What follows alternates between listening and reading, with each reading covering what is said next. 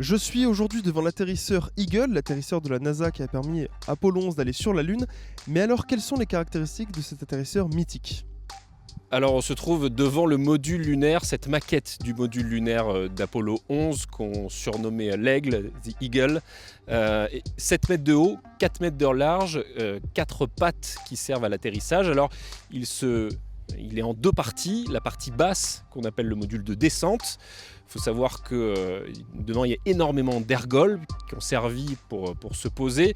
La masse totale de ce module lunaire est à peu près de 15 tonnes, dont 13 tonnes d'ergols. C'est vous dire combien il y a énormément de carburant dans ce module lunaire. Et puis toute la partie haute, c'est le module de remontée. C'est ce qui va permettre ensuite à Armstrong et à Aldrin de repartir, de redécoller. Et donc il faut avoir bien conscience que toute la partie basse se trouve toujours sur la Lune, au niveau de la mer de la Tranquillité, sur le site d'atterrissage d'Apollo 11, et qu'il n'a pas vocation à repartir. Il est toujours sur place et il y restera.